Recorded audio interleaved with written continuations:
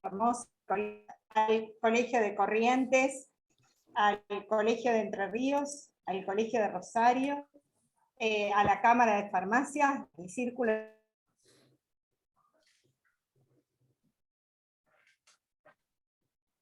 Divulgar estas charlas para que podamos estar mejor informados y aprender, como digo, los tips y cosas que nos sirven.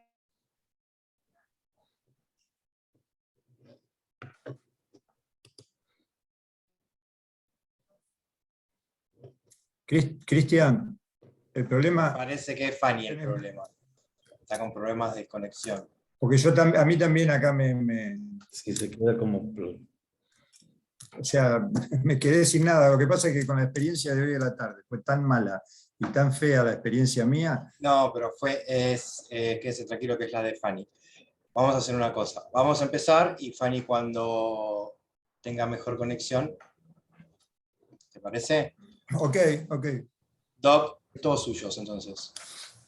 Bueno, buenas noches. Mi nombre es Gabriel González. Gracias por invitarme, por estar acá, por permitirme estar con ustedes. Y bueno, para charlar un poquito de hoy me pusieron trastorno bipolar. Vamos a cambiar un poquito el tema, que ya veníamos hablando de lo anterior, que lo dimos varias veces. Trastorno bipolar, que tiene varias aristas, ¿no?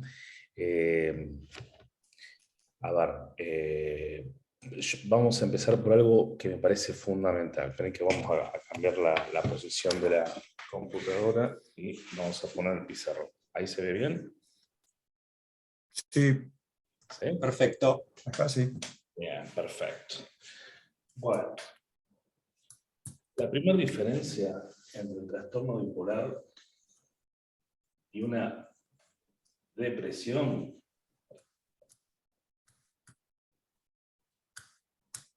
¿cuál se imaginan que puede llegar a ser?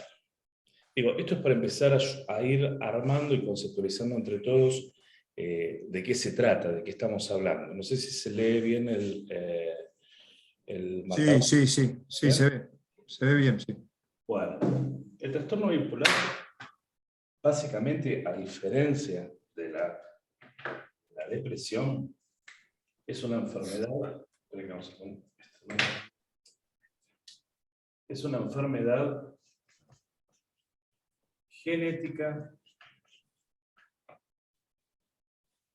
y transmisible. ¿Cómo se transmite? De padres a hijos, de abuelos. Entonces tenemos una carga genética que se tiene que combinar. Bueno, después vamos a hablar un poquito de esto. La depresión, ¿es genética? A ver, sí y no.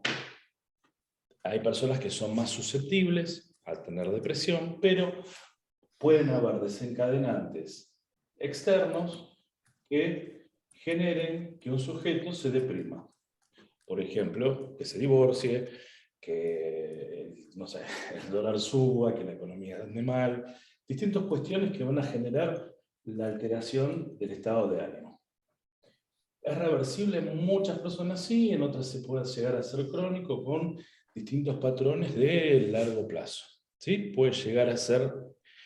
acá alguien dice que casi no se escucha nada, no sé si... Yo escucho muy bien, ¿eh? Yo escucho perfecto también. Bueno. Que puede ser susceptible. Por ejemplo, también el factor más importante que tenemos para generar una depresión es el estrés. El estrés crónico nos va a generar una depresión. Con lo cual ya acá tenemos una diferencia muy grande, ¿no? De la etiología de la enfermedad, de la etiología y la diferencia de la enfermedad. ¿Se tratan por igual o del mismo modo? No, obviamente que no, porque necesitamos patrones distintos, son enfermedades que actúan de manera distinta. Ahora,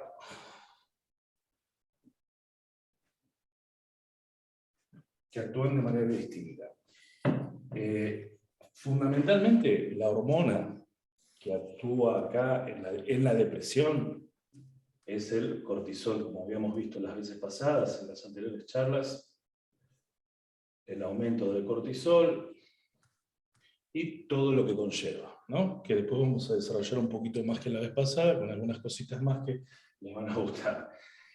¿El trastorno bipolar se modifica con esto? Y sí, supongamos que se puede modificar con esto, pero como disparador. No es que es algo, es condición para que se exprese la enfermedad. Entonces, el trastorno bipolar es una expresión genética. Y el fenotipo sale así como nada, o sea, la expresión genética. Se necesitan, ¿cuántos genes? 1, 2, 3, un montón. Es epistática. O sea, se necesita la combinatoria de un montón de genes, al igual que la esquizofrenia. Están con una carga genética bastante parecida a la esquizofrenia. El trastorno bipolar, que nosotros vemos como dicen, que esto es importante, que ustedes tengan como para ir diferenciando. Muchas veces llegan al consultorio y me dicen, no, mi marido es bipolar, a la mañana está contento, a la tarde está triste, a la noche está enojado. Eso no es bipolaridad. O sea, se aleja totalmente. Ese es un rasgo de personalidad que, bueno, es así y cada uno verá qué hace con eso. Tendrá que ir al psicólogo o ver qué pasa. La bipolaridad tenemos tipo 1 y tipo 2. Tipo 1 es sin episodio psicótico. Y tipo 2 es con episodio psicótico. En mi experiencia, esta es una línea muy delgada, porque del 1 al 2 podemos pasar en 2 minutos. ¿Qué sucede cuando se descompensa o cuando se expresa la bipolaridad? Vieron que, como decíamos hace un rato, bueno, a la mañana está triste, a la tarde está enojado. No, no es así, no funciona así. Funciona de la siguiente manera. El paciente comienza a acelerarse. La aceleración es un indicador muy importante. Son personas muy funcionales al sistema, ¿no? Comienza a aumentar la aceleración. ¿Qué es la aceleración? Es que el tipo no para. Está como un hámster dándole la ruedita y no para, y son las 4 de la mañana y sigue trabajando, y pasa la primera noche sin dormir y sigue igual, y no duerme la segunda noche, y sigue acelerado, y sigue trabajando, y sigue preocupado, hasta que llega un momento en donde esto se llama, lo que hablamos recién, esta aceleración se llama hipomanía. ¿Por qué hipomanía? Porque está abajo de la manía. Cuando llegamos a la manía, acá sí se presentan los episodios psicóticos. Que de esto a esto es una línea muy delgada y que en cualquier momento se nos pasa para el otro lado. Por eso, cuando yo les decía tipo 1, tipo 2, y no hagamos ruido a ver si se nos sube para arriba, porque se nos complica. Hipomanía, en la hipomanía hay episodio psicótico. Por ejemplo, a ver, ¿qué tipo? Hay un montón de películas que ustedes vieron en el cine.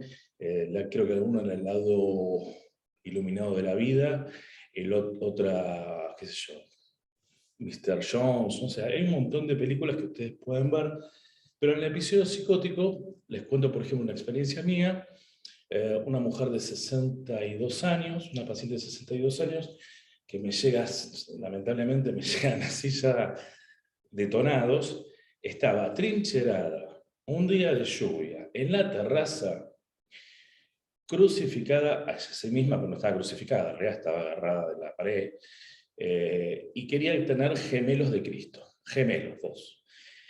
Bueno, para que tengan idea de lo que estamos hablando, ¿sí? También el primer paciente bipolar que tuve, me acuerdo que se fue muchos años, en la época de, claro, los que por ahí ni deben haberlo vivido, la época de Menem. Somos más viejos nosotros. El presidente de American Express de ese momento, que lo echaron hace unos cuantos años ya, era un trastorno bipolar, lo habían traído a Estados Unidos, y de repente empezó a trabajar, y empezó a poner en la heladera escobas, cosas para limpiar, me llaman, vamos a la casa, un desastre. O sea, estaba en un episodio psicótico concreto, maníaco, y él se creía que era Dios, y tenía que preservar la limpieza del mundo. Una cosa, y la puso en la heladera, la cocina, las cosas para limpiar, la aspiradora, toda una cosa.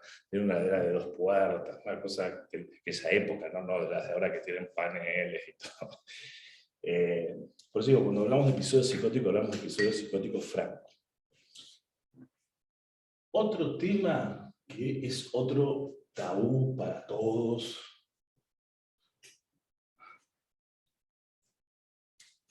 Antes voy a hacer una pequeña salvedad. Tenemos trastorno bipolar tipo 1 y tipo 2. Y hay una depresión unipolar. ¿Qué es la depresión unipolar? Es simplemente un trastorno bipolar que no vira, ¿sí?, a la manía, sino que se queda en el polo depresivo. Pero el polo depresivo, cuando hablamos de un bipolar, no es el polo depresivo de un depresivo, de que está la casa desordenada, que está demacrado. No, es un tipo que no se levanta de la cama, a ver, por meses. Tuve un paciente, fue algo, la verdad, muy desagradable, que me derivan. También hubo que entrar a la casa, yo no conocía nada del paciente. Era un chico de unos 26 años, y encontramos el perro ahorcado, para que tengan una idea de lo que hablamos, pero no que él lo mató. Le compró un collar chiquitito de bebé, nunca se lo sacó, el perro creció y se murió ahorcado. O sea, a este nivel estamos hablando. Por eso digo, estamos hablando de este tipo de cuestión. Ahora, el otro mito. Siempre esto es una cuestión cuasi psicótica, después vamos a ver cómo se trata, muy diferente a una depresión. Depresivo versus trastorno bipolar. ¿Sí? Vieron que normalmente está el mito que, no, si es depresivo tengo miedo que se mate. Está muy depresivo, se va a matar, se va a matar. Hay situaciones que son encrucijadas trágicas, en donde que en psicoanálisis se llaman encrucijadas trágicas, que son, por ejemplo, la muerte de un hijo, o situaciones en donde muere un cónyuge. Entonces, situaciones en donde en la neurosis, dentro de la neurosis, el paciente se deja morir o prefiere morir como una elección porque no soporta el dolor que le dejó ese duelo. ¿Es lo común la depresión que se suicide? ¿Los pacientes depresivos se suicidan? Para ustedes, muy poquitos. Yo les diría menos del 1%. Menos del 1%. Suicidio.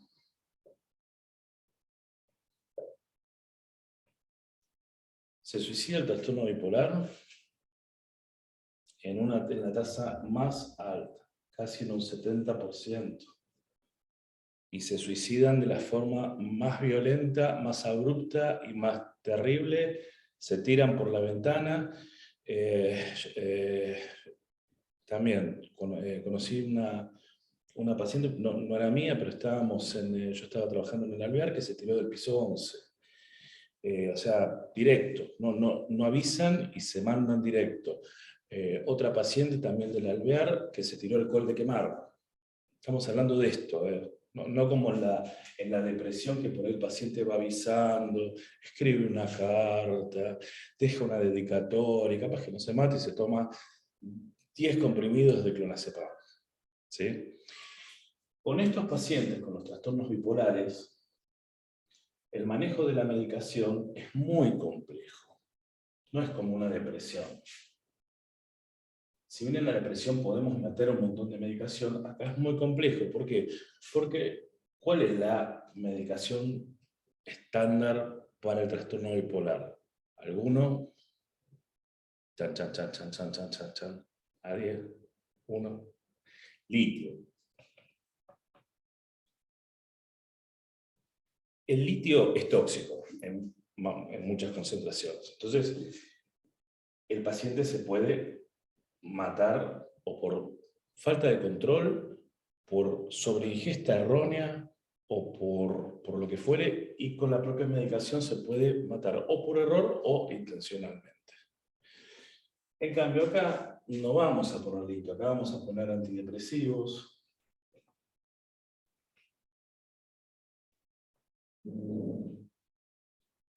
para acelerar un poquito vitaminas. Esto es un tema muy importante. Las vitaminas son complejos vitamínicos con aminoácidos, porque recuerden, después vamos a desarrollar un poquito lo de la vez pasada, pero recuerden que hay una alteración en la hormona de crecimiento, entonces el paciente no se repara. Esto nos va a ayudar mucho las vitaminas para acelerar el proceso. Regularizar el sueño, puede ser alguna benzodiazepina, o algún inductor del sueño, alguna sopiclona, un solpidem. Y tal vez podemos acompañarlos de algún estabilizador del ánimo suave, como la lamotrigina. Por ejemplo, ¿no? Hay tratamientos múltiples que cada profesional irá viendo. Pero no es nada, como ven, demasiado complicado. Yo les hago una pregunta. Si el paciente se toma un blister de todo esto junto, ¿se mata? No. Esto es importante que lo recuerden, porque en psiquiatría tenemos que siempre medir el riesgo de si el paciente se puede matar con su propia medicación. No, puede tomar lo que quiera. Puede tomar 10 blisters de clonazepam y sí, no pasa nada. ¿Por qué? Porque es GABA dependiente, sacaba el GABA y no pasó nada. Antes que no tenían las benzodiazepinas, existían los barbitúricos y no era GABA dependiente. Entonces los pacientes sí se mataban con eso. Entonces será más o menos cumplir el mismo efecto. Vimos lo de la tasa y el índice de suicidio, que en uno es ínfimo y en el otro es altísimo. El depresivo avisa, va girando. También hay otras patologías que avisan y hacen como escandaletes, como todo el clúster de trastornos de personalidad, ¿no? Trastornos de personalidad.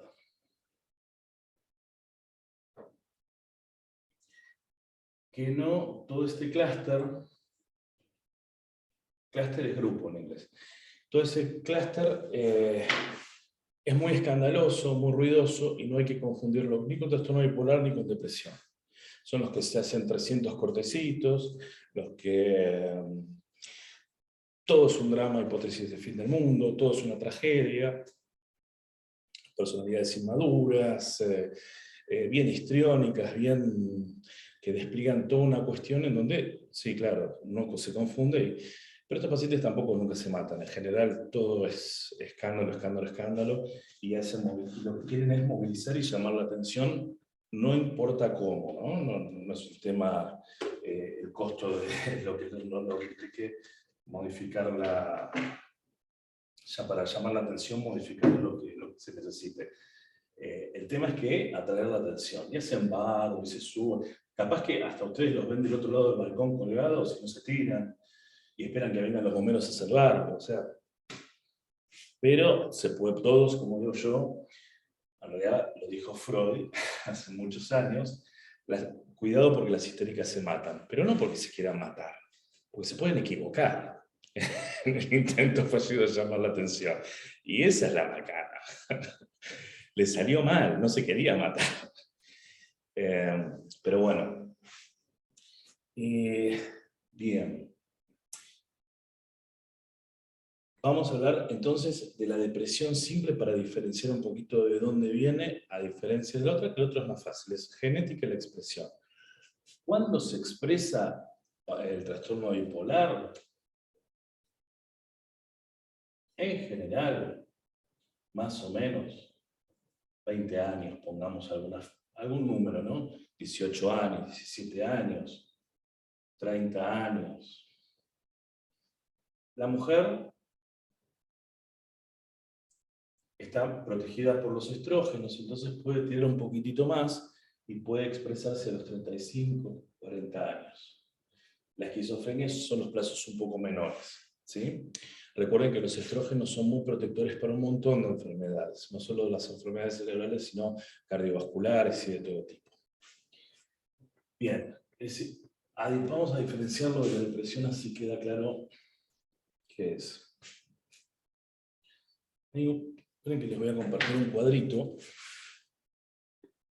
que me parece que es bastante útil.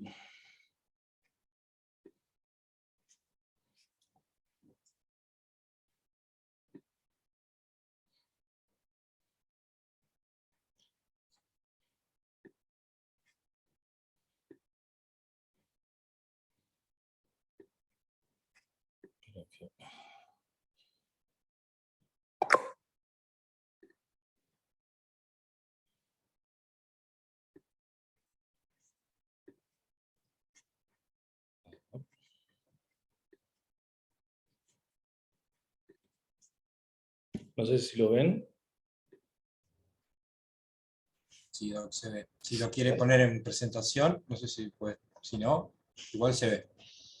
Ahí se ve mucho mejor. Bien. Bueno, como ven, en la depresión tiene que haber una predisposición genética, como era lo que habíamos visto, como un genotipo un poquito más vulnerable, efectos adversos, tempranos en general, que generan un fenotipo vulnerable. ¿Qué es un genotipo vulnerable? Es una persona que genéticamente, y esto siempre hago mucho hincapié en esto, no quiere decir que esa persona vaya a expresar lo que tiene. Lo va a expresar en relación a cómo se vaya dando el medio. Esto es groseramente una síntesis de lo que se llama epigenética, que es lo que pasa en general, ¿no? Es en realidad la interacción del genoma con el medio ambiente. Se expresa o no se expresa, pero igual esto es una definición muy burda, ¿no? Como para acelerar un poquito los tiempos. Esta vulnerabilidad al estrés, a los eventos vitales, genera también, sumado a algunos traumas históricos, genera cambios emocionales y alteraciones biológicas. Cuando decimos, ahí está. Ahora se ve. ¿Ustedes me ven? Ahí lo vemos usted. Bien, bueno. Cuando decimos alteraciones biológicas, hablamos de detonantes de la depresión, el aumento del cortisol. ¿Cuándo se libera cortisol y para qué sirve? El cortisol es una hormona que nosotros la liberamos frente al peligro, frente a una situación de riesgo. Entonces tenemos que salir corriendo, entonces de repente nos pueden cortar una pierna, nos pueden lo que fuere. Entonces ustedes van a decir, pero pará, estoy angustiado porque mi jefe se enojó conmigo, no porque me van a comer una pierna. El cerebro no lee eso, el cerebro lee peligro, no lee mi jefe se enojó conmigo y me reprendió. No, lee peligro. Entonces, al leer peligro, larga cortisol. ¿Qué es el cortisol? Es una hormona que nos prepara para salir corriendo. ¿Y qué hace? Si nosotros tenemos que salir corriendo, tengo que inhibir todo el anabolismo. ¿Por qué inhibir todo el anabolismo? Yo no puedo gastar energía ni tiempo en reparar algo si no sé si dentro de 10 minutos voy a estar muerto. Inhibe el sistema inmune.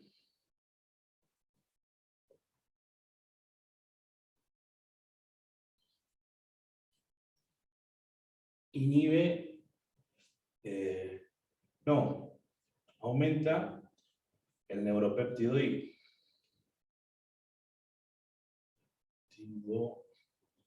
¿Y qué hace el neuropéptido I? Usted va a decir, qué cosa rara, está re loco el tipo, esto es una cosa muy rara. El neuropéptido I altera la ingesta de alimentos. Está dado por la leptina. El neuropéptido I en más nos va a hacer comer, nos va a servir de anestésico para poder salir corriendo, va a generar mucha adrenalina y va a generar un montón de respuestas cerebrales que van a alterar un montón de cuestiones. La alteración del neuropéptido I, esperen que se las explico porque con un cuadrito que les va a gustar, me parece bastante.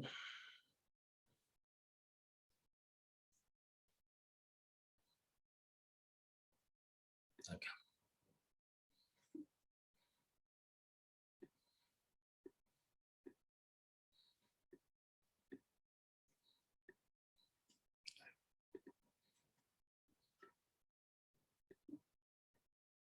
Bien. La inhibición del neuropéptido I la da la leptina. ¿Qué es la leptina? Es una hormona generada por los adipocitos. Los adipocitos es la grasa que tenemos. El sistema de grasa que tenemos de depósito, la grasa no es grasa nada más, es un sistema endocrino per se, que libera un montón de hormonas. Desde sexo, maneja hasta la maduración de hormonas sexuales, hasta la ingesta de comida. Entonces, ¿qué dicen los adipocitos? Estamos llenos de comida, largan leptina, entonces inhiben el neuropéptido I para que la galantamina lo que haga es aumentar la regeneración, la generación neuronal, la regeneración de todo tipo. Y básicamente la liberación de hormona de crecimiento, que es lo que le va a dar al organismo una reparación más completa. Esta alteración, ¿qué hace? Si se inhibe el neuropéptido I, lo que hace es inhibir la galanina, porque dice, no vamos a producir más nada de todo esto, tenemos que salir a complicarnos. Entonces, ¿qué hace? Genera una ingesta masiva. Ustedes vieron que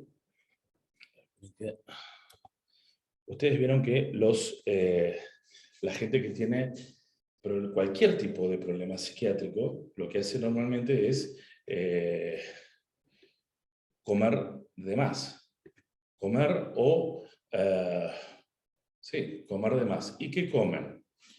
Básicamente, hidratos de carbono más glucosa. Y glucosa y sodio. ¿Qué tiene toda esta mezcla hermosa? Por ejemplo, las bebidas cola con las papas fritas. ¿Y por qué lo hace? Porque esto lo que hace es liberar un aminoácido que se llama glutamato, que es excitatorio. ¿Quién creen que tiene esta combinación de comida exquisita para hiperexcitarse y durar toda la noche? La mayoría de los chicos que están con la PlayStation o lo que fuera toda la noche y comen hidratos de carbono, sodio y glucosa. ¿Por qué glucosa? Porque lo que está faltando ahí es serotonina y estamos tratando de reemplazar distintas hormonas que lo que van a hacer es sacarnos de la depresión. Lamentablemente nosotros censamos dulce, no censamos los alimentos que son altos en serotonina. ¿Qué alimentos piensan que son elevados en serotonina? Chan, chan, chan, chan, chan, chan, chan, chan, chan, chan. ¿Alguno? ¿Nada? Claro, liberación de adrenalina, correcto lo que dicen acá. El chocolate tiene mucho triptofano. El triptofano es un aminoácido grande y complejo que de ahí se deriva la serotonina y otras hormonas más. ¿Por qué nos falta la serotonina? La serotonina actúa en el área tegmental ventral, que es un área del cerebro, y es de recompensa, que lo que nos dice es, tranquilo, está todo bien. Cuando hay suficiente serotonina nos dice, tranquilo, no nos pasó nada, está todo bien, sentate en paz, la vida es tranquila. Cuando no falta, no. Entonces, ¿qué hace? Para reemplazar la serotonina, al no tenerla, lo primero que hace el cerebro es devorarse la melatonina. Y acá viene el problema. Y tenemos dos problemas. Cuando se nos devora la melatonina, tenemos una alteración, obviamente, en el sueño.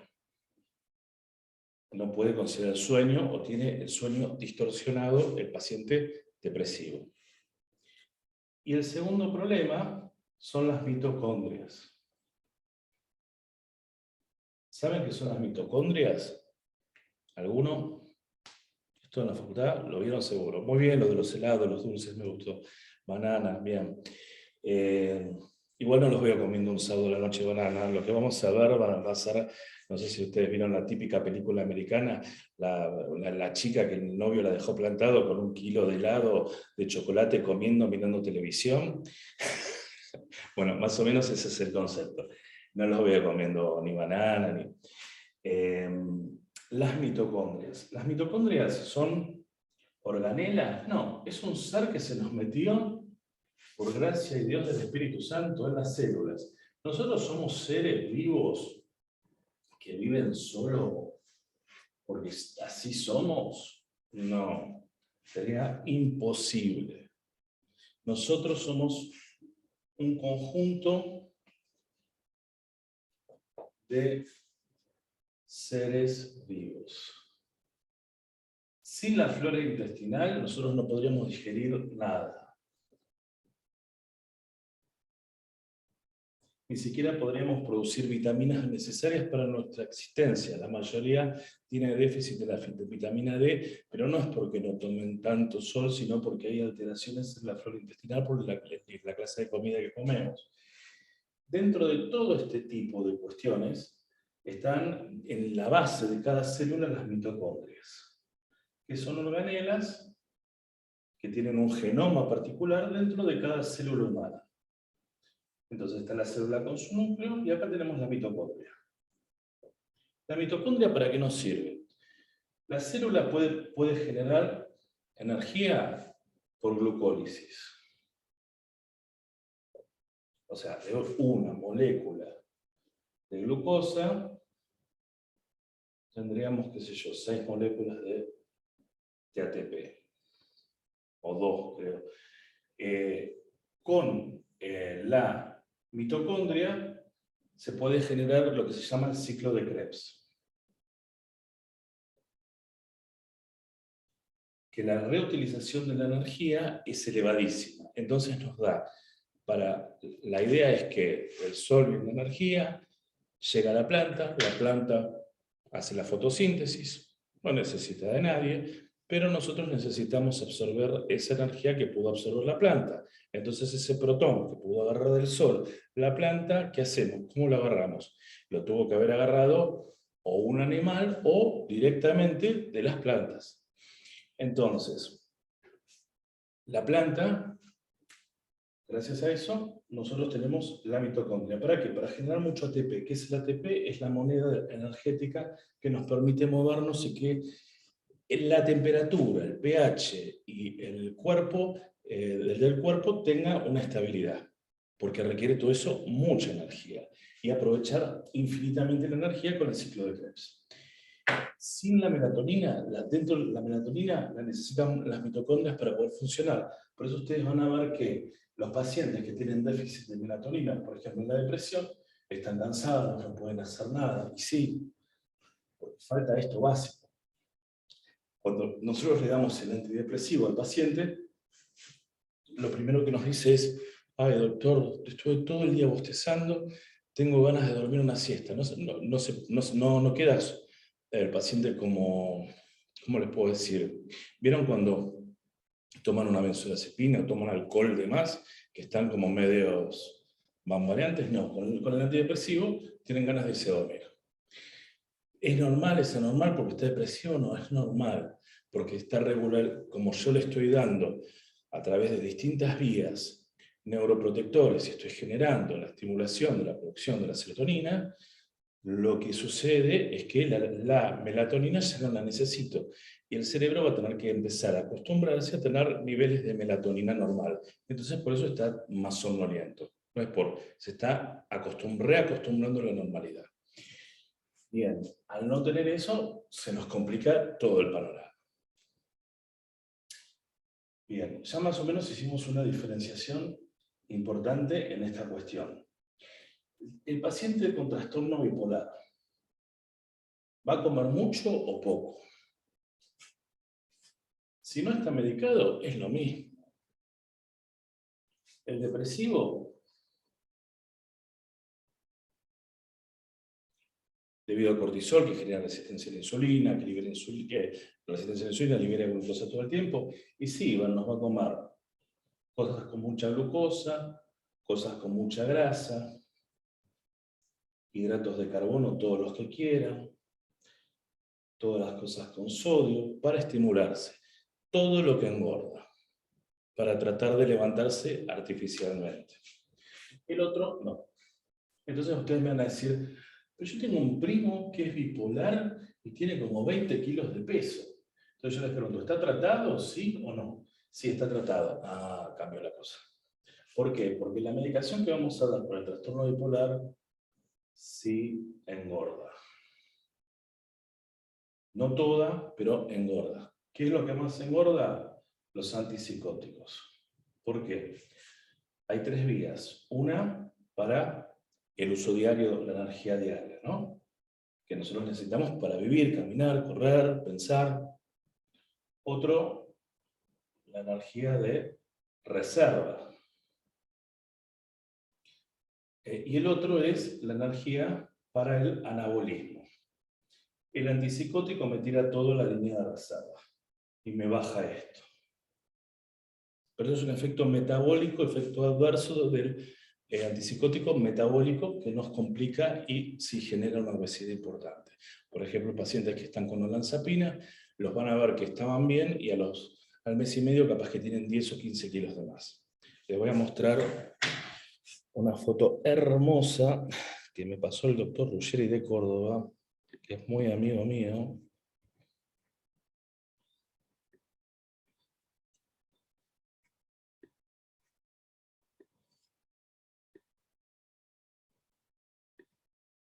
Bueno, esta foto es real, no sé si la ubican.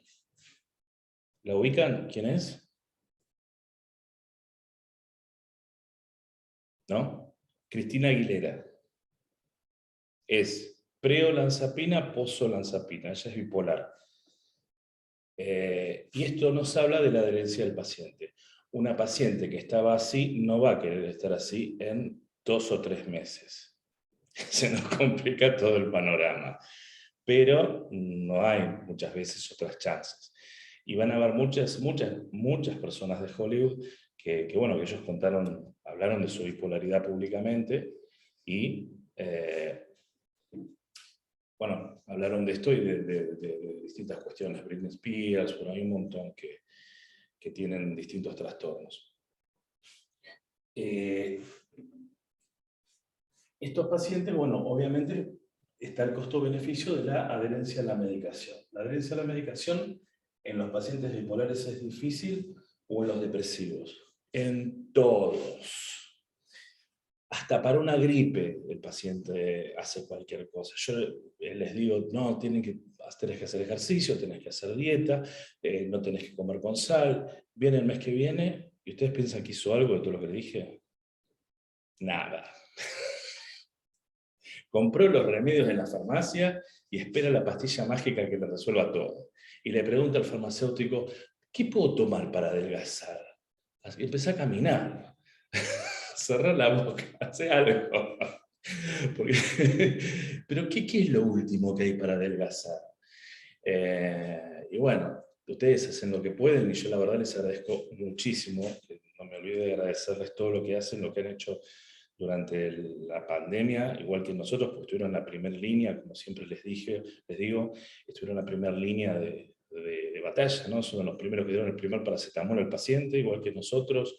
Yo lo padecí desde todo lugar, pero independientemente de la pandemia, son los que intentan leer nuestras letras horrorosas, descifrar lo que decimos, lo que escribimos.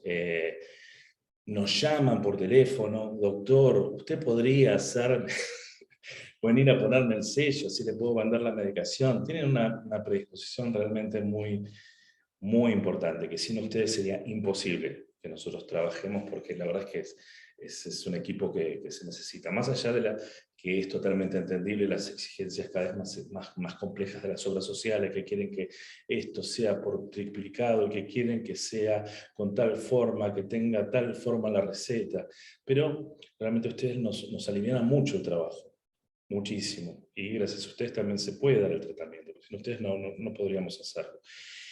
Y bueno, continuando con esto. ¿El tratamiento bipolar se cura? Chan, chan, chan, chan.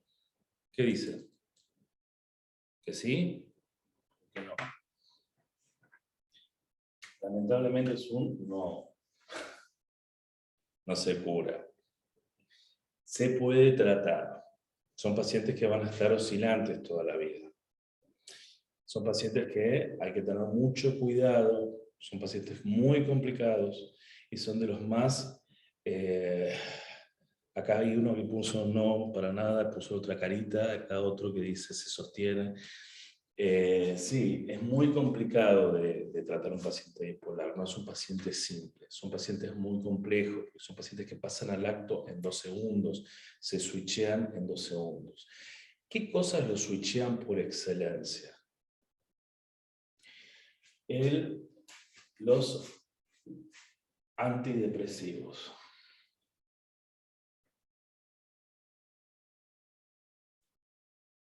¿Está bien dar un antidepresivo en un trastorno bipolar? Está pésimo. ¿Por qué? Porque el antidepresivo actúa genéticamente. Y si actúa genéticamente, algo le va a hacer a la genética de la bipolaridad. La detona, la acelera y la estabiliza. Entonces la expresión va a ser cada vez más contundente. Los pacientes bipolares en general, cuando ya prueban, por ejemplo, un escitalopram, una venlafaxina, una desvenlafaxina, van y le piden directamente al médico, sí, yo tengo una pequeña depresión, ¿me puede hacer una recetita de citalopram porque mi psiquiatra no está? Le hacen eso y para ellos es como si le dieran cocaína. Cocaína también, pero no los desestabiliza tanto como el antidepresivo. Los pacientes que prueban cocaína, bipolares, ya también tenemos un problema más complicado aún, porque ellos necesitan de repente, ellos no quieren bajar del estado de la manía. Para que ustedes entiendan qué es la hipomanía y la manía.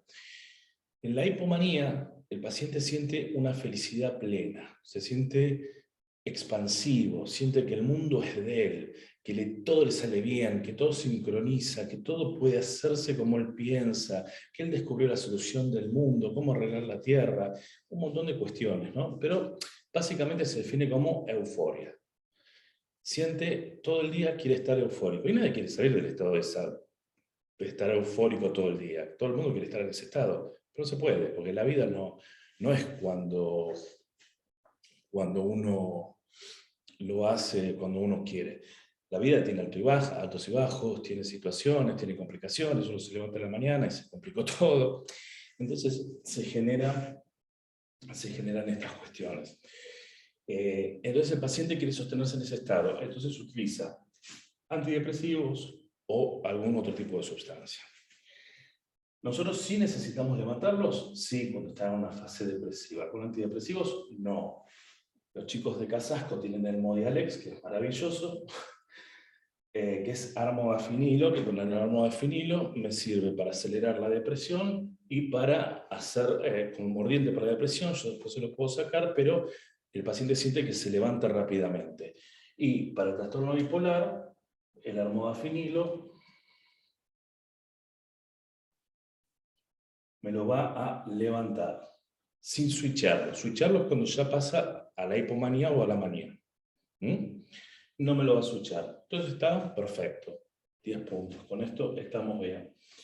Es un tema complicado. Igual van a ver lamentablemente las escuelas viejas que les dan antidepresivos en los trastornos bipolares. Es una cuestión complicada. Acá un colega pregunta, ¿cómo se diagnostica el trastorno bipolar? Se diagnostica de dos formas. Uno, por test genético. Y dos, por expresión clínica de la enfermedad. ¿Sí? No hay mucho más, pero genéticamente sí. De hecho, disponemos de paneles genéticos. Ustedes seguro que también allá, pero Rosario tiene lo mismo que acá. Tenemos paneles genéticos para determinar el diagnóstico de trastorno bipolar. El diagnóstico bipolar, el test genético de diagnóstico bipolar, de hecho, hace no mucho me lo tomaron para un paciente también con trastorno bipolar, que le habían pedido la extradición, obviamente en una situación de manía, había cometido un montón de desfalcos, porque es muy frecuente, son sintomatologías muy características, de una cuestión expansiva, hizo un desastre en Guatemala y lo querían mandar a Guatemala, de vuelta para extraditarlo y que vaya, que no hay preso, sino que lo enjuician, pero tenía que estar en la cárcel en Guatemala, cosa que lo iba a matar, ¿no? Y lo tomaron sin problemas el test genético, como válido, digo, tanto legalmente como acá se puede hacer perfectamente. Normalmente la genética se saca porque uno va preguntando y dice, ¿y tu mamá? ¿Y tu papá? ¿Y tus hermanos? ¿Y tu abuela? ¿Y tu bisabuela? Ah, sí, mi abuela era así. Ah, ¿y tu papá? Más o menos así. Ah, ¿y algún hermano? Sí, una hermana que tiene un problema psiquiátrico, que a veces se deprime, pero tiene no sé qué toma, y yo. Entonces uno más o menos va reconstruyendo y va armando la genética, mamá, papá, tío, abuelo. Y si no, bueno, tenemos estos test que son caros, pero de repente nos sirven porque nos hablan de la genética que lo puede expresar. El electroencefalograma nos habla de la personalidad y nos habla de un montón de otras cuestiones, ¿sí? Pero no sirve para diagnosticar, nos sirve para epilepsia y para ver cómo es la personalidad y qué está pasando con la persona, ¿sí? Por ejemplo, a mí me llega un electroencefalograma, así, todo voltadito, acá están, una cosita así, ¿qué me dice? Y que los lóbulos frontales están trabajando poco y nada, que ya no hay mucho cerebro, los otros lóbulos que vamos diferenciando están trabajando poquito. Entonces, más allá de eso, nos está hablando de un funcionamiento cerebral enlentecido, de un cerebro desgastado. Este patrón, por ejemplo, nos puede aparecer en adicciones, nos puede aparecer en pacientes con demencia, pacientes añosos, en donde está todo hipovoltadito. Entonces uno ya sabe que ahí hay problemas a nivel cognitivo y de deterioro. El trastorno bipolar, toda la vida, pero porque no se habían hecho en mi época, que ya estoy viejo, nos decían, no, el trastorno bipolar no tiene deterioro cognitivo. El trastorno bipolar sí tiene deterioro cognitivo. ¿Qué es el deterioro cognitivo? Se lo resumo fácil, muerte neuronal. Cada vez que le dicen deterioro cognitivo, muerte neuronal. No es muy complicado. Lo que pasa es que es más cuidado decir deterioro cognitivo. Es muerte neuronal. Se nos mueren neuronas, cada crisis no es gratis. Si yo estoy 7 días sin dormir, colgado en la terraza, esperando que vengan los marcianos, eso no es gratis. Eso el cerebro lo censa, lo chequea y se mueren muchas neuronas en el intento porque no pueden estar tan sobreestimuladas tanto tiempo. ¿Sí? Y si hay un deterioro cognitivo, quiere decir que la persona va a ir en su cognición cada vez peor. Entonces hay funciones y trabajos que no los va a poder cumplir a mucha más corta edad. Yo, por ejemplo, estoy atendiendo una maestra que es bipolar y debe tener 46 años. Y ya se nota un deterioro cognitivo que ya no puede dar clase. Ya la tengo con licencia psiquiátrica hace unos meses y ya no puede dar clase. Más allá de la cuestión de personalidad o lo que fuere, no puede porque no recuerda, se pierde, tiene alteraciones importantes en la memoria. Entonces ya los chicos de hoy en día, imagínense lo que son más rápidos que la maestra se olvide de decirle qué les está diciendo y ya los chicos se fueron al recreo, empezaron a hacer un desastre. Pero sí, hay un deterioro cognitivo. ¿En la depresión hay deterioro cognitivo? No. Es reversible. Sí, ustedes van a ver un deterioro cognitivo pero no es deterioro cognitivo, es un pseudo deterioro cognitivo en donde ustedes van a ver que las capacidades cognitivas de la persona disminuyen. ¿Dónde disminuyen? En la memoria de trabajo. ¿Y qué es la memoria de trabajo? Voy a la cocina. ¿Para qué vine a la cocina? Y me vuelvo al cuarto.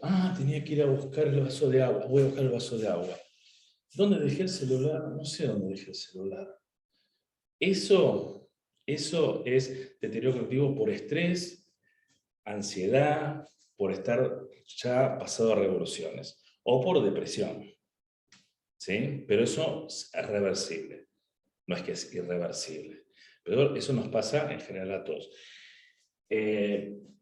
Acá no. Acá comenzó y ya no hay retorno. Es una vía sin retorno. Son diferencias importantes. Bien.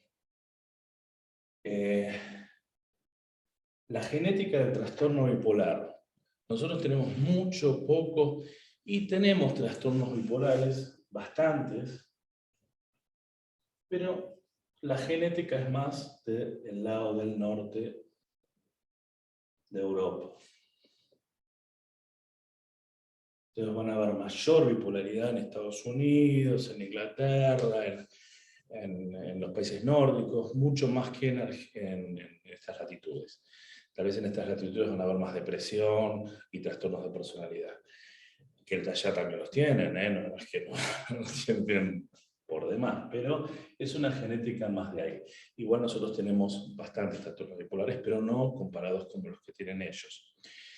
Y vuelvo a insistir con esto, trastorno bipolar no, porque me dijo ayer que sí y hoy me dijo que no. No, eso no es trastorno bipolar, eso es un tipo indeciso o les conviene dejarlo porque no les sirve. Pero no es trastorno bipolar. Trastorno bipolar es todo lo que hablamos antes, la aceleración, hasta esta cuestión casi de manía de que pueda haber un episodio psicótico, suicida, violento y situaciones muy complicadas. Algunos pacientes piensan que van a poder volar y se tiran por el coso, pero ni siquiera como un acto suicida, se lanzan al abismo. La depresión es general para todo ser vivo, no es exclusiva de ninguna etnia, ni raza, ni nada. Para todo ser vivo, hasta las plantas se estresan. Todo. El perro se estresa. El gato se estresa. Y el estrés, por ejemplo, en los gatos, está muy bueno el ejemplo porque, yo lo doy mucho porque en los gatos el estrés libera niveles de cortisol que un humano no los toleraría ni por casualidad. Lo que genera, de hecho, los niveles de cortisol que se usan para bajar inflamaciones en los gatos son muy elevadas, que ni un perro ni un humano lo toleraría. Pero el gato cuando se estresa, en 3 días se puede morir. Literalmente porque se inmunosuprime. Se inmunosuprime y se muere de un montón de virus. Hay un virus típico que es el PIF, que es un virus normal, que tiene reservorio en el cuerpo, que es un coronavirus, que no tiene nada que ver con el nuestro, porque es digestivo, hace plup, y se les muere en 3 días el gato. Literalmente.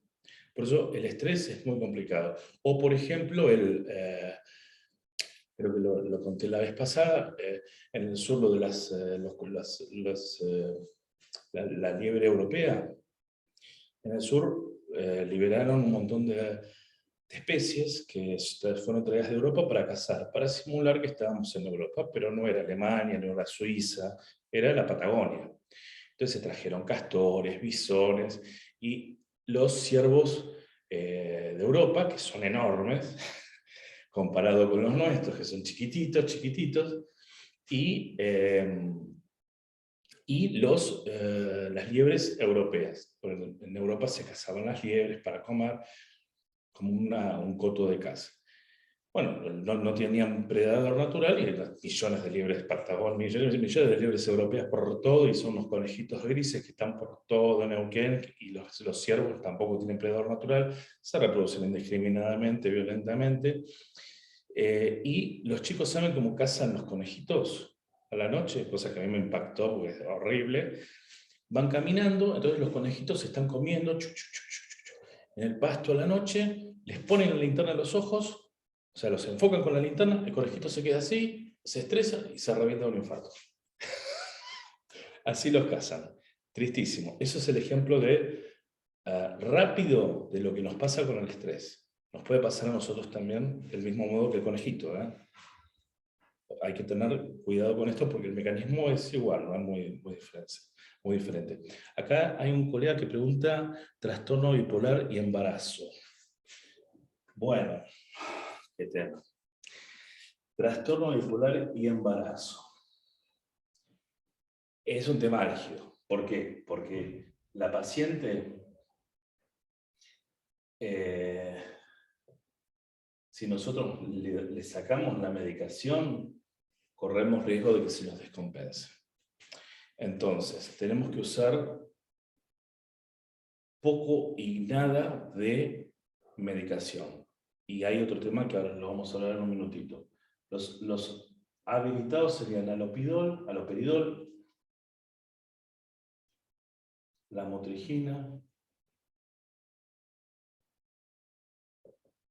y diazepam o clonazepam.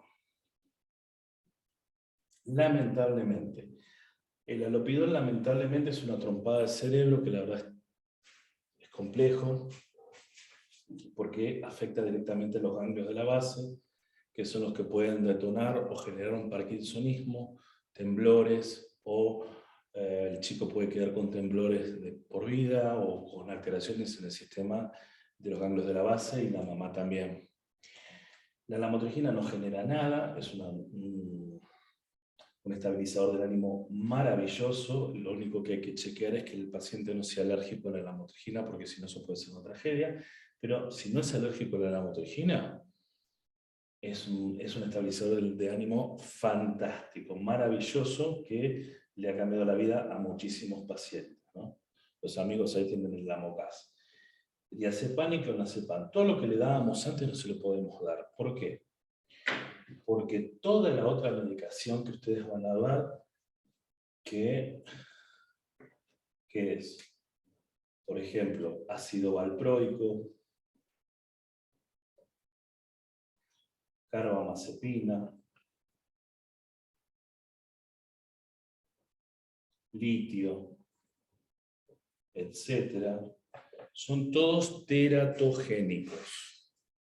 ¿Teratogénicos qué significa? Que generan malformaciones en el feto. Especialmente el ácido valproico, que literalmente es como si la paciente estuvo tomando ácido valproico los 3 primeros meses, yo le recomendaría que discontinúe el embarazo porque puede ser trágico. Literalmente malformaciones aberrantes. La carbamazepina lo mismo. el litio lo mismo, pero el más complejo es el ácido valproico, que como estabilizador del ánimo es el más fuerte, el más violento, pero hay pacientes que requieren eso porque ya no responden a los otros, como la lamotrigina u otro tipo de estabilizador del ánimo. Entonces, hay que lamentablemente descontenerlo de manera inmediata. Y hay que censar siempre todo paciente psiquiátrico femenino. Hay que chequear la gonadotrofina colónica humana para ver si está embarazada.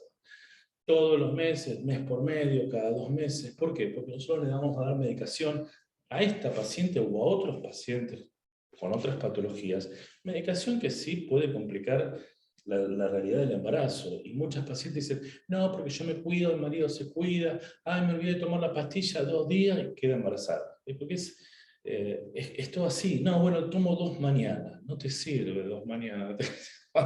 ¿No? Entonces se genera una situación bastante complicada.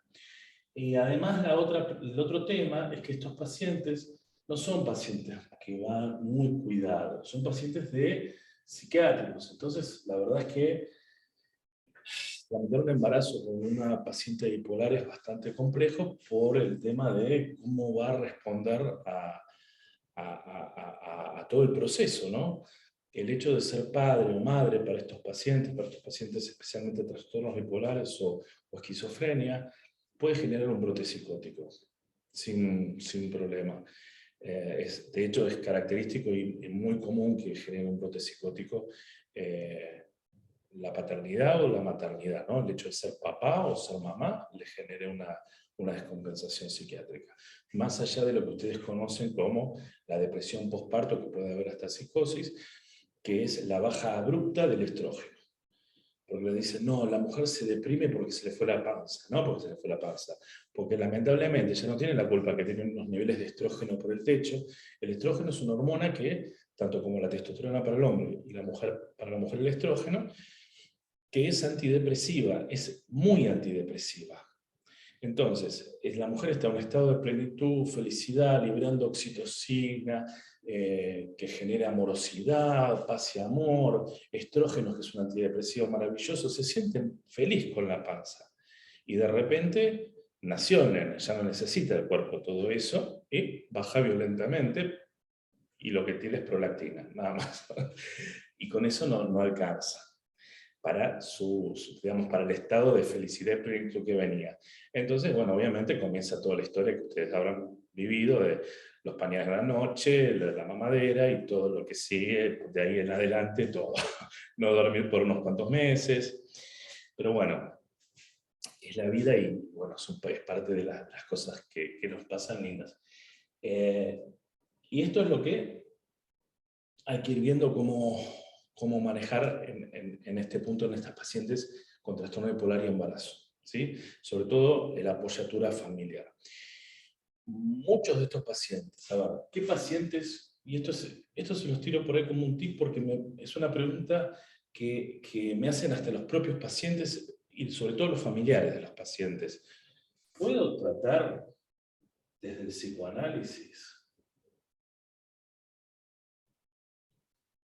a un trastorno bipolar, a una esquizofrenia,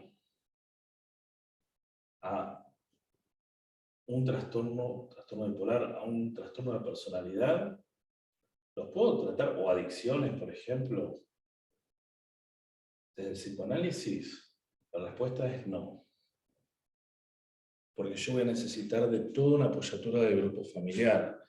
Porque el paciente me dice, no, está todo bien. Y te dice la mamá del trastorno bipolar, no, ayer tiró el gato por la ventana. Y anteayer quiso acuchillar a la vecina. Y la paciente te va a decir, no, está todo bárbaro, estoy feliz, estoy en mi mejor momento. Sin la apoyatura no nos sirve. Para la esquizofrenia lo mismo. Para los trastornos de personalidad ni hablar. Son los más escandalosos y dramáticos. Y cuando llegan al psiquiatra o a la psicóloga son los más seductores, divinos, bárbaros. Lo que pasa es que el mundo está contra ellos. No está contra ellos. Estás haciendo un lío bárbaro, ¿no? Bueno, en adicciones, obviamente, menos que menos. Porque saben que son pacientes que en el 99,9% les va a mentir. O sea, todos estos pacientes mienten. Más allá de que todos los pacientes mienten, pero estos especialmente mienten. Eso tatúenselo en las adicciones cuando dicen no les crean nada. Nunca. Bien. Esto es algo relativamente importante. Ustedes me dicen, pero vos tenés una visión. No, yo primero me recibí de psicólogo en la UBA, que la UBA es 100% psicoanalítica, así que tengo una formación psicoanalítica. Después me recibí de médico, después hice 1 año y medio de rático de infecto, después hice psiquiatría y después neurología. Pero les digo, desde la práctica concreta, son inabarcables desde el psicoanálisis. El psicólogo queda tecleando y el psiquiatra se basa de la escuela antigua, tiene mucho psicoanálisis incorporado. Entonces, no, el paciente no me dijo nada, hay que respetarlo. Se para, pero no, se va a matar el paciente. Son cuestiones que son importantes diferenciar. Una cosa es un paciente que la verdad es que el derecho a la intimidad la tienen todos, pero estos pacientes son pacientes de mucho cuidado y mucho riesgo. No son pacientes simples. A ver, quería saber si presentan los 3 casos. No. Paciente, ¿no te das cuenta? Que mienten. Hay uno que presentan los 3 casos. Los 3 casos sería, ahí esquizofrenia, quiso poner, me parece, trastorno bipolar. Claro, esos 3. No, los 3 no, pero puede estar el trastorno bipolar con esquizofrenia y el trastorno bipolar con trastorno de personalidad. El trastorno bipolar puede estar incluido y mezclado con los otros porque es independiente a lo que el trastorno de personalidad se genera por una alteración en el neurodesarrollo, en donde se generan patrones de conducta complicadas por situaciones de estrés muy complejas de niños. Por ejemplo, el abuso sexual, violencia, situaciones muy, muy fuertes que se padecen. Entonces, esto es complicado, ¿sí? ¿Cómo te das cuenta que te mienten si ellos te aseveran que están bien y el resto es el equivocado? Porque no hay que creerle al paciente. Necesitamos un testigo que nos diga eso. El paciente nos va a decir siempre que está bien. ¿Por qué nos dice que está bien? Y cuando está peor nos dice que está mejor. ¿Por qué hacen eso? Piensan que hace eso. Pues no quieren que le subamos la medicación. Ningún paciente, desde el diabético hasta el bipolar, ninguno quiere medicación y la toman como se les ocurre. Entonces, ninguno quiere esto. Hay medicaciones que nosotros utilizamos, que ustedes seguramente les habrán pedido, son costosas, pero son útiles, que son los antipsicóticos de depósito. No sé si ustedes los habrán escuchado. La paliperidona, que es una especie de risperidona que se pone de depósito que puede ser mensual, trimestral, y hay una que es semestral.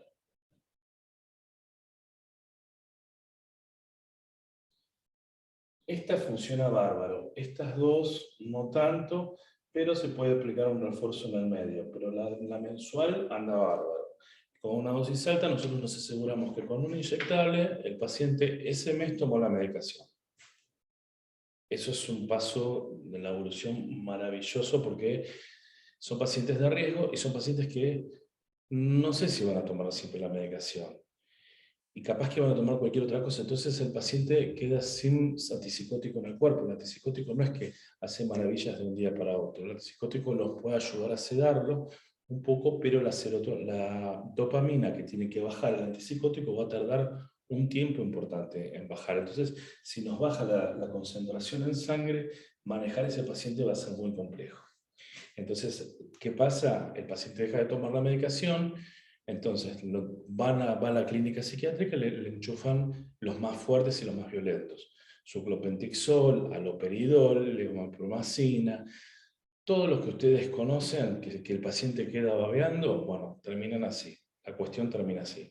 Entonces, para no llegar a eso dramático, digo, Porque es eso, o se les tira por la ventana, o mata a la madre, o esto lo han visto con lo que le digo yo, por televisión, como películas, por todos lados.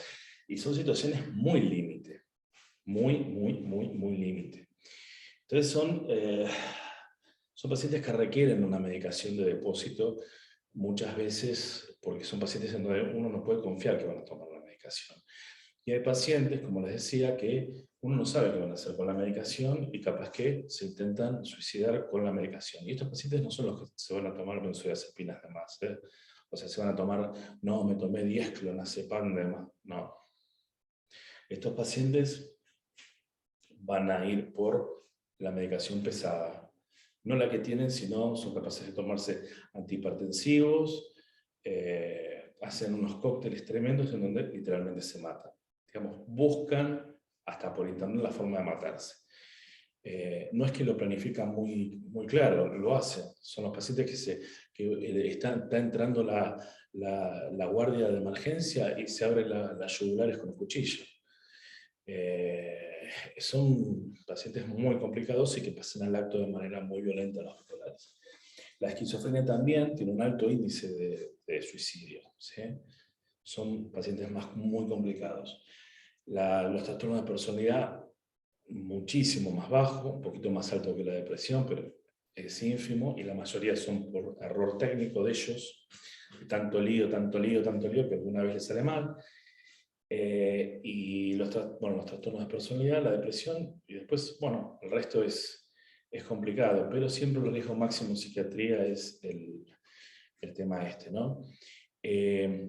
A su vez, ustedes van a ver estos pacientes, si no tenemos esto, van a ver el paciente que les llega, que esto lo habrán visto 1000 veces, con 20, no sé, 6 medicaciones, y se lleva un ácido valproico, no sé, una risperidona,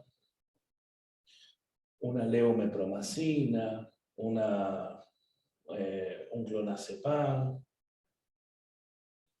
y así, un topiramato, y así, le tiene un choque de medicación violento. Y todo eso que hice, esto lo hice para Quito, pero bueno, se nos muestra acá porque me parece que vale la pena compartirlo.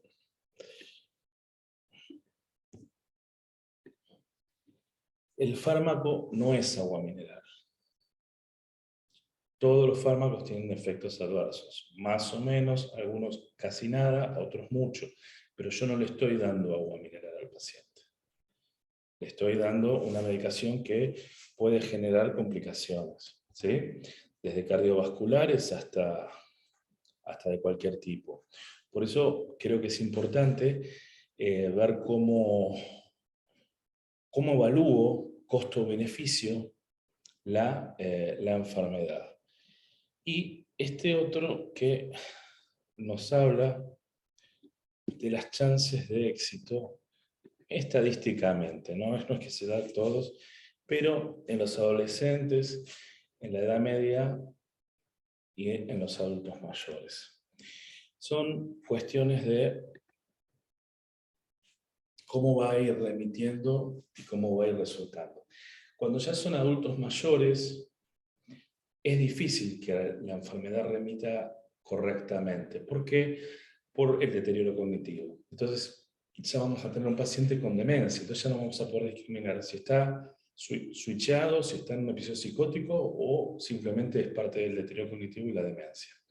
Esto nos pasa con todos los pacientes, no solo con los adictos, que las drogas matan. Sí, las drogas matan, que eso es algo realmente preocupante. Yo estoy viendo en el consultorio cosas que nunca había visto en mi historia, en toda la vida. Me llegan pacientes consumidores que han consumido éxtasis, cocaína, marihuana, todo por ahí, muchas cosas mezcladas, muchas drogas de diseño nuevas, raras, que las usan para usos diversos, y con un nivel de deterioro cognitivo, chicos de 40, 35 años, que es impresionante. El otro día atendí a un chico de 35 años que digo, ¿qué hago con esto? Este chico no puede no puede buscar trabajo ni de fotocopiadora, nada, no pasa nada. Literalmente. Hace no mucho interné un paciente, interné un paciente, institucionalicé a un chico de 45 años que trabajaba en una institución pública, que el deterioro cognitivo era tal que ya no podía vivir solo. O sea, estos niveles yo nunca los vi. No sé si es por la cantidad de consumo, no sé qué está pasando, pero estoy viendo una cantidad de gente joven muy deteriorada. Muy deteriorada. La pregunta es si en las adicciones se suele dar clopixol. No, eso es en el agudo para bajarlos, con cocaína, ¿sí? Para bajarlos, pero también hay que dar benzodiazepina, porque la cocaína lo que hace es bajar el umbral convulsivo. Entonces el paciente es muy pasible a que convulsione. Y además en la cocaína se produce rhabdomiólisis, que es una contracción muscular muy violenta, en donde libera una cantidad de CPK, que es parte de proteína, que se tiene que eliminar por riñón, y esa proteína normalmente es elevada en los deportistas y qué sé yo, para generar mayor musculatura o mejorar la musculatura. En estos pacientes se libera violentamente y puede taponar el riñón y nos puede dar una falla renal violenta. Entonces es un paciente que hay que darle siempre una benzodiazepina, siempre, paciente con adicción, con cocaína. Hay que tener cuidado porque muchos para bajarse, los que ya más o menos conocen, toman clonazepam o algún otro tipo de medicación, de benzodiazepina, pero muchos otros no y bajan con whisky o con alcohol fuerte para bajar de ese estado. Y ahí se nos complica, porque no le podemos dar la benzodiazepina, porque compite con los receptores de la benzodiazepina al alcohol y nos puede generar un paro cardiorrespiratorio. Es una situación compleja, ¿sí? Más allá de la hipertensión violenta que genera. La cocaína genera una hipertensión muy violenta. Yo tengo un paciente que es de Lincoln, que lo estoy atendiendo hace 10 años. Al principio cuando lo atendí, seguía consumiendo, un día consumió todo un fin de semana y se le elevó la presión a los 24 años, creo que no, en ese momento tenía 22. En ese pico hipertensivo mal, por la cocaína, tuvo una ACV y perdió la movilidad del brazo derecho. Nunca más lo va a poder moverlo. Quedó con el brazo caído. Así que no es que es un chiste. En el agudo con la cocaína y el éxtasis se pueden morir literalmente y formalmente. Acá en Buenos Aires me imagino que lo mismo ya pasará en Rosario. No conozco la noche de Rosario, pero la noche de acá me ha tocado vivirla y la he vivido mucho porque estaba de guardia en el Argerich. Entonces tenía que, cada vez que había una Greenfield o esas cosas modernosas, el día de la Greenfield teníamos que estar ahí, y realmente no daba abasto la gente ¿cómo se llama? Del SAMEN y de la Cruz Roja para llevar a los chicos y traérnoslo a la guardia del Argerich. Era en el momento, yo estaba cuando estas fiestas se hacían en Puerto Madero, en un predio de Puerto Madero. Son fiestas gigantes que van 50.000 personas, no sé cuánto, es una cosa gigante, pero no daban abasto. Y literalmente me subo a la ambulancia para ver de qué hablaban, y cuando entro al predio, más allá de la música y todo, había aproximadamente unos 120 chicos, uno tiradito al lado del otro, inconscientes. Todos no se sabía, Dios sabría lo que tendrían. Alteración electrolítica, infarto, lo que fuere, desastre. Y otro de los temas, que eso lo venimos viendo como un efecto del dólar y de la economía, es que como todos los insumos de estas cuestiones son importadas, tanto como la medicación, que por suerte tenemos a la gente de Casasco que produce acá, los otros laboratorios que de las multi se están yendo o discontinúan drogas por el tema del dólar o del euro y ya no hay más. Entonces uno dice, uy, le voy a dar, qué sé yo, no sé, un Seroquel, no le voy a dar Seroquel porque es inglés, ahora es chino. Si yo se lo doy, le voy a dar un rostrum que es de Casasco, que sé que no me lo va a discontinuar el paciente, porque una vez que el paciente se acostumbra al nombre, entonces después es difícil decir, no, pero me estás dando otra cosa. No, es lo mismo, pero de otra marca. No, es otra cosa. Lamentablemente es así, no es que uno esté haciendo competencia de una cosa y de otra, pero lamentablemente hoy los médicos tenemos que pensar en lo que es importado y no porque yo no sé si mañana lo tengo. Con el Parkinson teníamos antes unos parches de rotirotina, se llamaban Neopro, que eran maravillosos. De un día para otro, ¡plup!, lo volaron, ahora creo que lo está trabajando otro laboratorio, pero no estoy seguro. Y no tenemos parches de rotirotina. Y yo, al enfermo de Parkinson, le tengo que decir, vos tenías una calidad de vida y ahora te toca un enchastre de medicación que... Y cuando averiguan para que alguien se los traiga de afuera, se quieren morir, porque son 1.500 euros, un delirio, imposible de comprar. Y poder conseguirlo. ¿Podés conseguirlo ahí? No, y poder conseguirlos, te digo, porque en el exterior no es tan fácil el tema del acceso a la medicación. No. Además, ustedes saben que, no sé si les pasó a alguno que estuvo afuera, a mí me pasó, no a mí, sino a un colega amigo mío que fue a un congreso, estuvimos en Londres y fue con la mamá. En Inglaterra son hiper estrictos. Entonces, llegamos, el equipaje de mano, abre una inglesa la cartera de la mamá y obviamente, ¿qué tiene la mamá dentro de la cartera? Todo el choclo de cajitas de medicación, este es para la noche, este es para la mañana, este es el antihipertensivo, este es el diurético, este es para la glucé. Agarra la bolsita, pone el guante y se la tira en un tacho. Y le dice, siga. No. Dice, no, prefiero no entrar al país, ir por otro lado, volverme, porque si me tira la medicación, no tiene que entrar, ya lo tiramos, no. Y lo hicieron pasar. Entonces, ¿qué tuvo que pasar? Tuvo que ir, tenía la Siscar, el más caro en ese momento, creo que serían fortunas por el tema de COVID, pero en ese momento tenía el más caro, y le dijeron, llamaron a Siscar y dice, bueno, vaya a un psiquiatra y que le haga la receta. A un psiquiatra, el psiquiatra le dice, son 340 pounds para hacer la receta. Le hace las recetas y lo tiene que pagar cash. Y en Argentina sí se lo reintegraron. Pero hay que tener los 340 pounds para hacer la receta, más casi las 1.000 pounds que pagó en la farmacia por la medicación, porque tenía cero descuento. Ellos allá pagan poco y nada, pero un extranjero tiene que pagar todo y a valores infernales. Bueno, tuve que poner toda esa plata y cuando volvió se la reintegraron. Pero por eso digo, es muy complicado. No es tan fácil conseguir la receta, allá son muy estrictos. Allá no es que está el farmacéutico y dice, bueno, está bien, anda, habla con tu médico, espera que yo lo llamo. Eso no existe. No son como acá. Allá es... Acá somos únicos. Es que No, pero es complejo. es buena Realmente predisposición, acá ya no hay.